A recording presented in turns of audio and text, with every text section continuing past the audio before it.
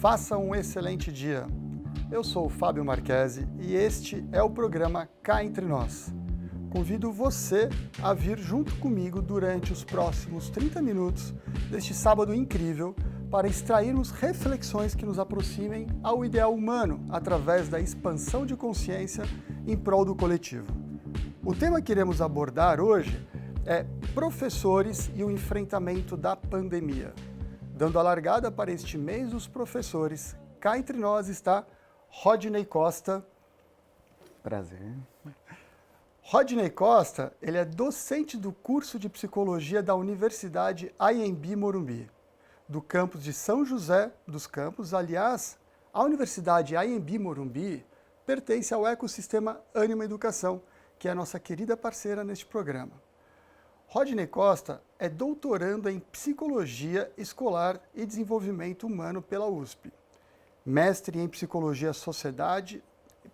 e Sociedade pela Unesp, graduado em Psicologia pela Unesp, membro pesquisador do Grupo de Pesquisa do Desenvolvimento Moral da USP e autor do livro A Escola Adoecida, Ansiedade, Depressão e Síndrome de Burnout, lançado pelo Caravana Grupo Editorial.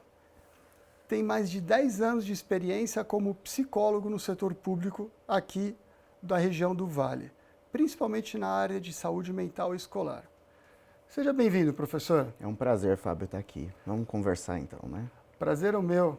O professor, ele tem uma pesquisa muito interessante que ele fez recentemente a respeito justamente do impacto da pandemia com relação aos professores. Fala um pouco sobre essa pesquisa, professor. Surgiu essa ideia de nós fazermos essa pesquisa, principalmente porque quando começou a pandemia, a grande preocupação que a maior parte das pessoas teve foi a questão viral. As pessoas queriam se preocupar contra o vírus, com relação aos sintomas que isso gerava. Eu acho que demorou um pouquinho para as pessoas perceberem o impacto psicológico que essa situação pandêmica ia gerar. E como eu sempre fui alguém que estudou a vida do professor, principalmente a saúde mental do professor, nos reunimos, nosso grupo de pesquisa lá da USP, e optamos, além de pesquisar os fatores como atrapalha a prática do professor, também estudar como isso impactou sua saúde mental. Então nós fizemos uma pesquisa, foi toda remota, né, pela própria situação. A gente avaliou a forma como eles se adaptaram ao ensino remoto, né, a questão da tecnologia. Vamos lembrar que hoje a gente até tem uma noção, uma prática como fazer ensino remoto, mas na época ninguém tinha. Não tinha um norteador, nem do governo, nem das próprias instituições. E também a gente começou também a pesquisar questões ligadas à ansiedade, depressão, estresse e outras variáveis que eu estudei em outras situações, em outra pesquisas antes da pandemia. Por exemplo, eu estudava muito fatores relacionados a gênero, renda, religião, e eu percebi que... Isso antes da pandemia? Antes da pandemia, são as pesquisas que eu fazia antes. Já faz algum tempo que eu estudo saúde mental do professor. Eu percebi que quem tinha religião adoecia menos. E isso gerou uma certa curiosidade. Então a gente também pesquisou espiritualidade também, para ver se isso era um fator protetivo durante a pandemia. E eram pesquisas diferentes. Um dos requisitos, um dos itens da pesquisa era espiritualidade e outro religiosidade? São alocados de forma diferente? A espiritualidade que a gente pesquisou, a gente usou um instrumento padronizado aqui no Brasil que divide a espiritualidade em dois tipos, né? A religiosidade, que tem que ter uma relação com uma divindade, mas também o existencialismo no sentido de propósito de vida. Esse não precisaria ter uma vinculação com uma divindade. Ambos são aspectos de uma espiritualidade. Então, assim, não necessariamente precisaria de uma divindade. E fizemos também essa pesquisa. Então, assim, alocou vários estudos nessa pesquisa nesse período de pandemia, né? Qual que era o nosso foco nesse momento? A gente pesquisou professores que não tinham histórico de adoecimento psíquico. Por quê? Porque o que todo mundo fala? Que a pandemia fez com que todo mundo adoecesse. O que a gente acredita é que não é que as pessoas começaram a adoecer agora, aflorou. Sabe? Porque as pesquisas mostram que um dos fatores que garantiu o adoecimento nesse período era a doença psíquica pregressa. Então é como se as pessoas já tivessem uma predisposição para alguma questão, como se fosse uma ferida semi-aberta, vamos dizer assim, e que com a pandemia essa ferida ela ficou totalmente aberta. Eu diria que estava bem aberta Já e tava bem só aberta. abriu muito. Entendi. As pessoas estavam mais em negação. Saúde mental ainda é um tema que gera muito preconceito. As pessoas ainda têm um pouco de vergonha de admitir.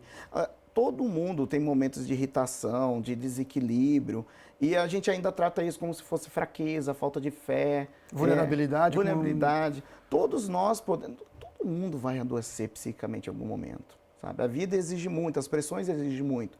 O que existe é questões que podemos trabalhar, né? Da mesma forma que a gente adoece, a gente também pode melhorar nisso. A questão é que o Brasil é um país que procura saúde mental só quando já está, digamos, no buraco.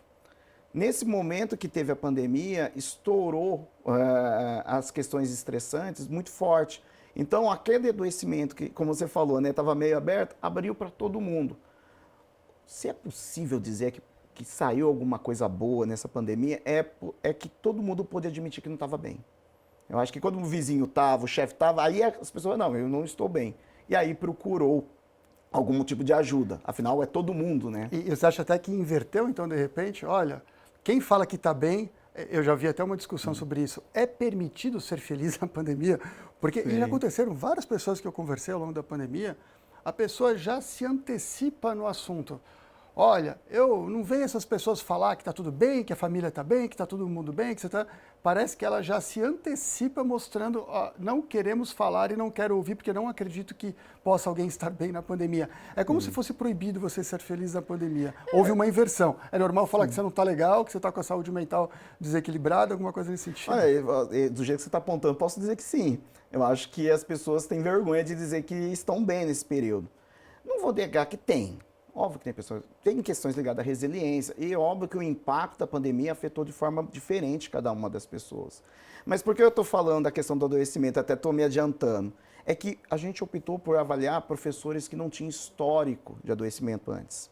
Então a gente queria saber justamente professores que adoeceram na pandemia, né? Por causa que a gente tinha que tirar essa variável do adoecimento antes, né?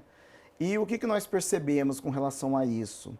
A adaptação ao novo normal ou à situação teve um fator muito forte para as pessoas adoecerem. De certa forma, eu estou falando algo que, no fundo, todo mundo sabe. Se você demorou muito para conseguir lidar com essa situação, obviamente você se estressou mais e você adoeceu. Mas com relação à espiritualidade, também deu um dado interessante. Alguns resultados não foram o que nós imaginávamos. Por exemplo, a espiritualidade relacionada à religiosidade. Nossa pesquisa, não foi um fator protetivo.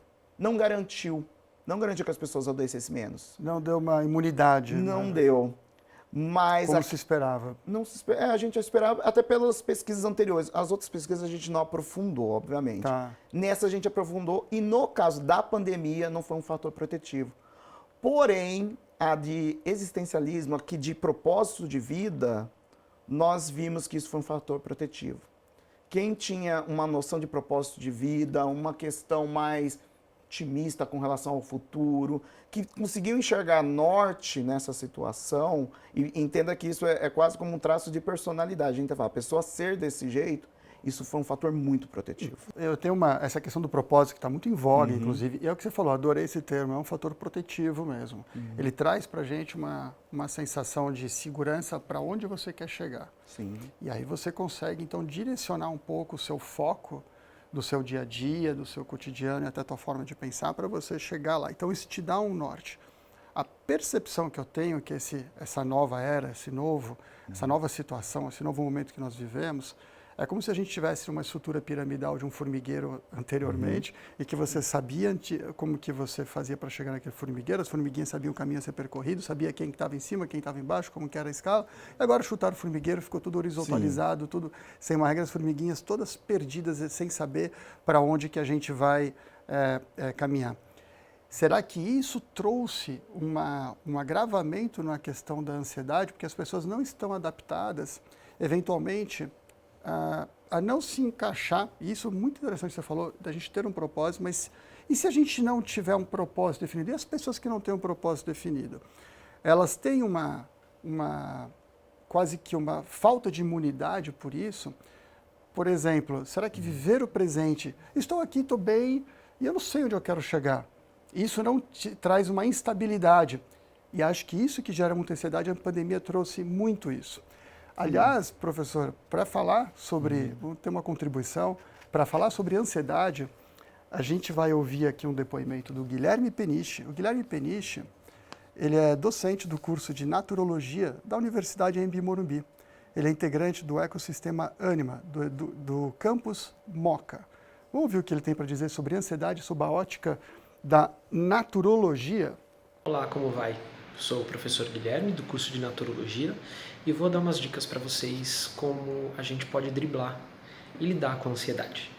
Então, uma primeira técnica que a gente pode utilizar é quando a gente estiver entrando num quadro de ansiedade, a gente começar a fazer massagem nas nossas extremidades, seja nos pés ou seja nas mãos.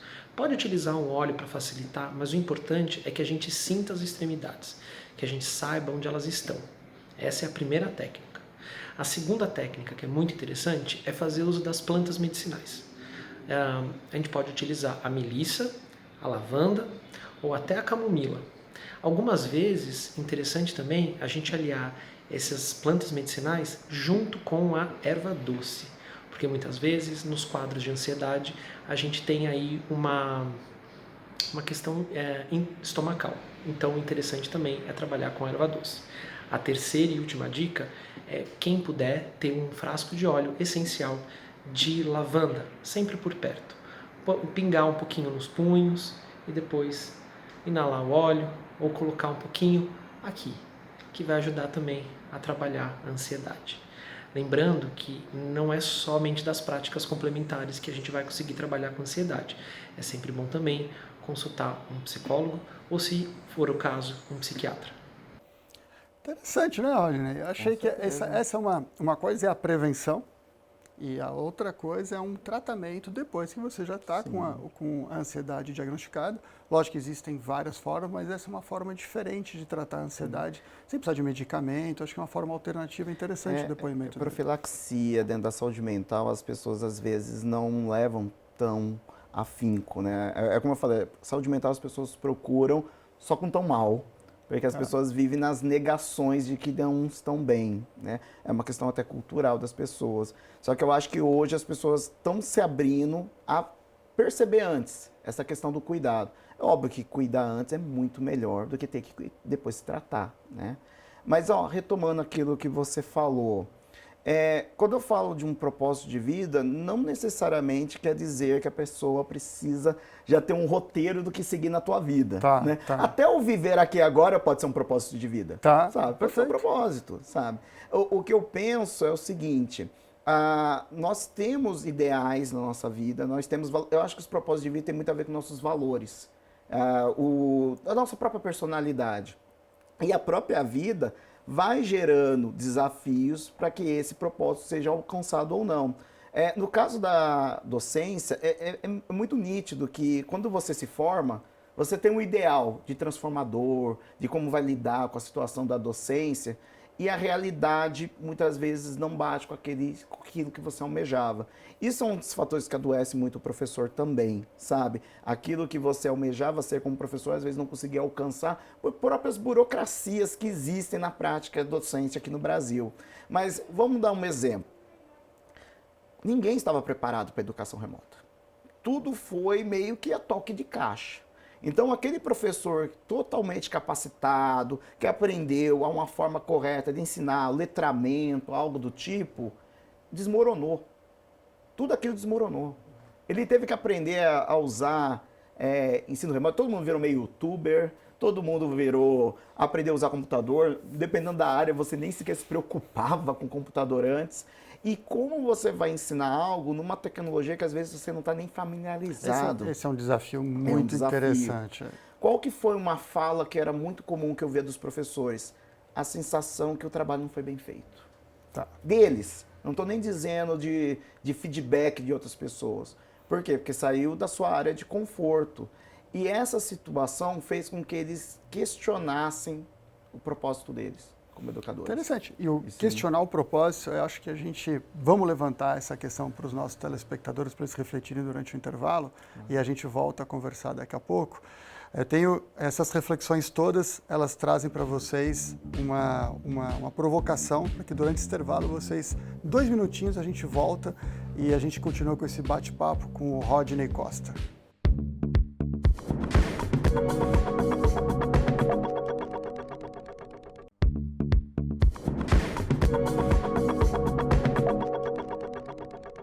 Estamos de volta com você e com o nosso convidado, Rodney Costa, que está cá entre nós para continuar nossa conversa e esse bate-papo gostoso.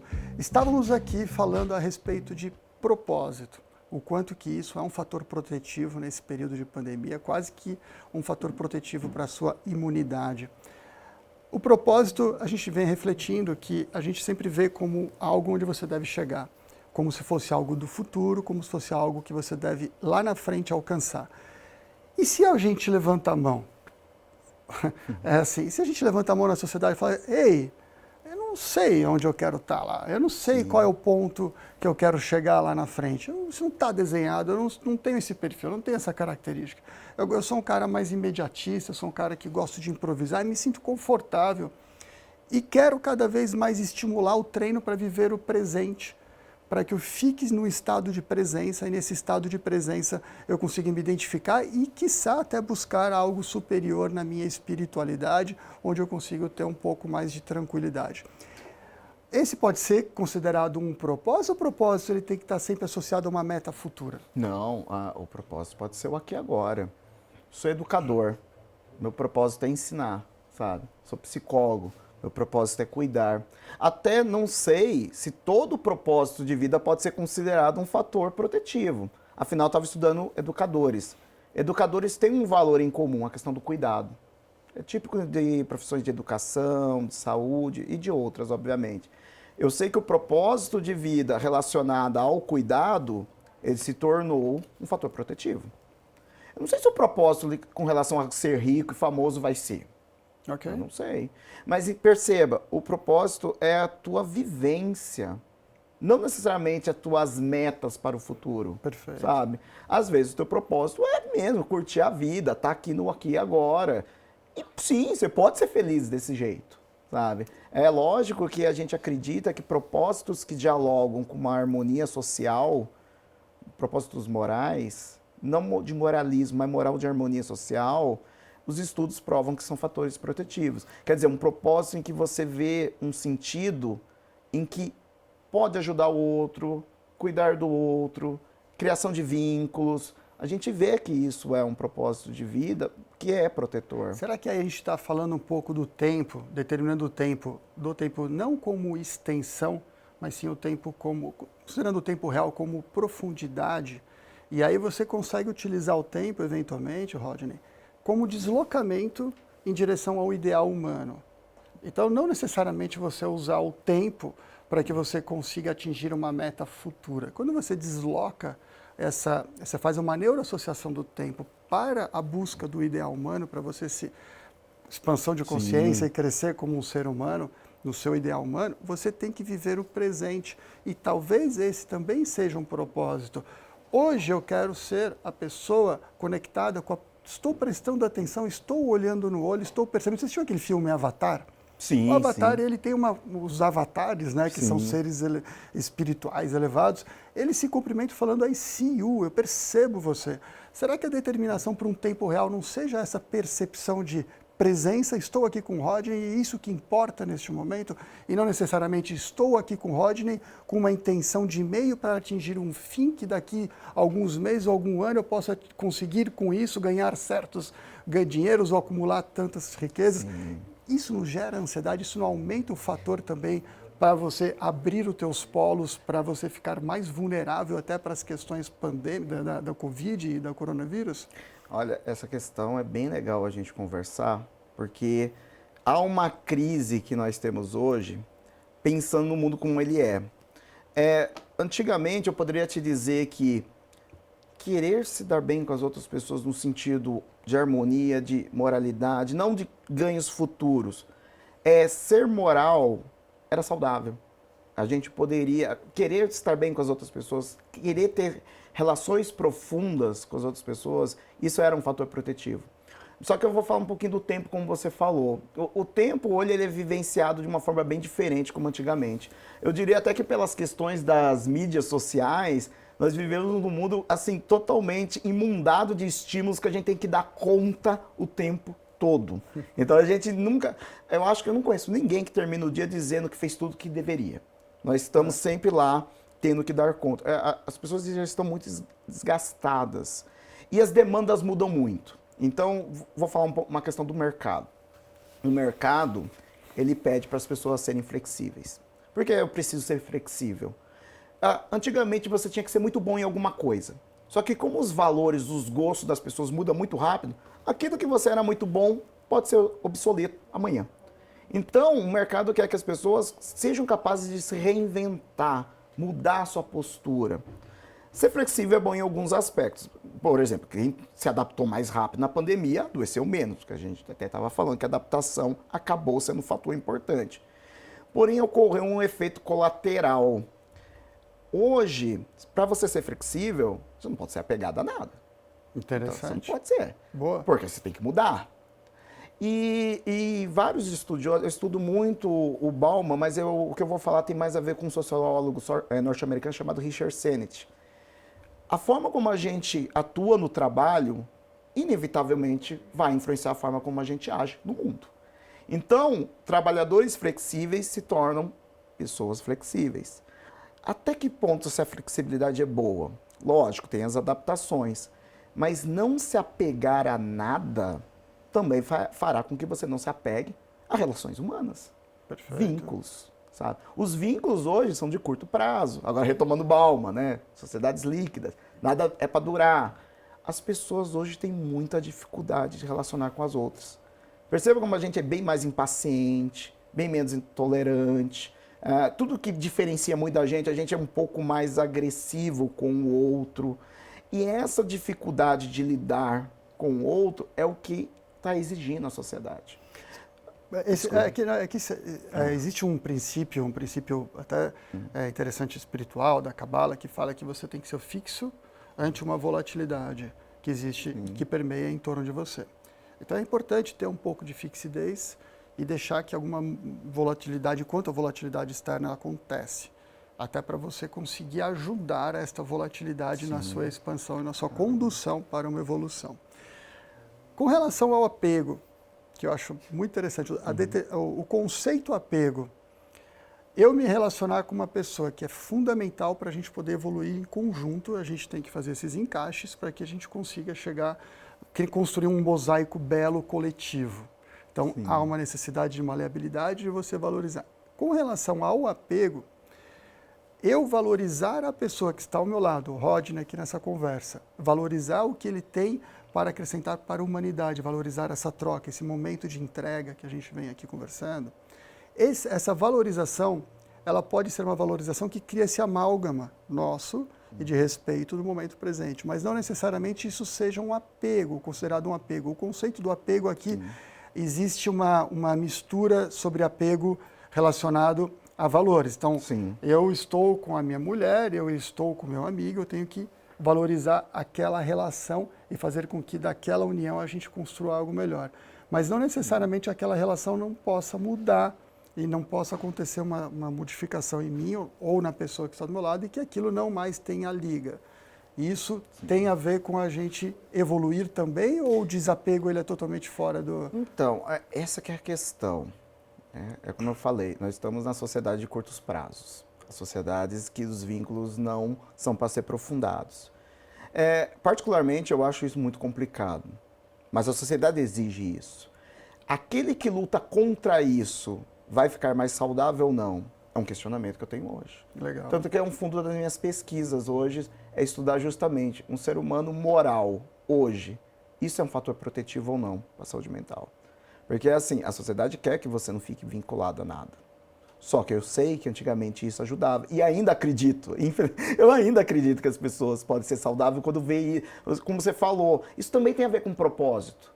As relações que você vê, você dá um feedback, você mostrar que aquilo é importante para você, isso dá um propósito para a pessoa que está tendo. E isso a gente está vendo que é bom para as pessoas. Mas eu vou pegar o exemplo dos professores. Os professores trabalham numa profissão que tem que ter vínculo. Tem que ter vínculo profundo. Imagine, um ano todo você estando com a pessoa lá, com erros, e toda a relação com o vínculo profundo, obviamente, tem conflitos. Eu tenho que estar vinculado para dar conta desses conflitos. Por isso que a gente dá E tem conta bastante, né? E acaba tendo muito, né? Quem é casado sabe, quem tem filho sabe, né? As relações com vínculos profundos, elas são conflitivas. O ser humano é vincular, mas também é conflitivo. Tá. Só que o que acontece? Como a gente não fica muito tempo vinculado a nada, a gente não tem nem tempo para criar recursos para lidar com isso. Okay. Então, assim, será que as pessoas hoje estão preparadas para se aprofundar com o outro? Isso é uma questão que a gente tem que pensar. E aqueles que lutam contra isso, eles têm sucesso? Eles conseguem ficar mais saudável? Ou você lutar contra a maré de não ficar vinculado a nada, isso pode ser um fator de estresse? Rodney, isso é um assunto que a gente vai ter que voltar para um próximo programa para continuar, porque é incrível como isso daqui gera frutos para a gente poder discorrer e refletir. Espero que isso também tenha sido muito positivo para todos que nos assistem. Rodney, quer deixar uma mensagem final para os nossos telespectadores? Sim, vamos pensar alguma coisa. Peço desculpa que eu não pensei nada, assim. Eu acho que, pessoal, como eu sou um profissional da saúde mental, eu sempre falo assim, olha, todo mundo tem o direito de estar chateado, irritado. Todo mundo tem, principalmente nessa situação de pandemia, se desorganizar. Eu acho que a gente tem que entender o seguinte, ser humano, a gente sente tudo, até ansiedade, estresse e outras coisas. Porém, se isso já está atrapalhando a vida de vocês, se você não consegue viver uma vida como você gostaria, é bom procurar ajuda. Olha, se tem um momento que dá para procurar ajuda, é agora, porque está todo mundo procurando, então ninguém precisa ter vergonha disso. Perfeito. No mais, obrigado. Obrigado, Roger. Você que esteve cá entre nós, conectado e conectada nessas reflexões, ajudando a criar esse campo vibratório positivo, desejo de coração ter contribuído contigo para que, de alguma forma, você também possa replicar essas reflexões para outras pessoas. E assim criarmos juntos uma corrente do bem em prol do coletivo.